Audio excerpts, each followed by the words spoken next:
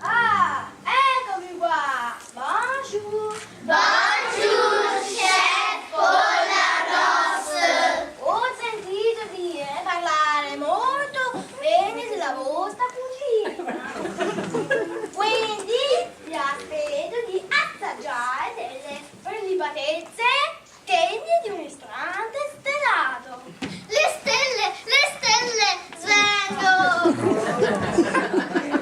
Ma come sacchi, scusi, chef? E tu, svegliati! Scusate l'emozione.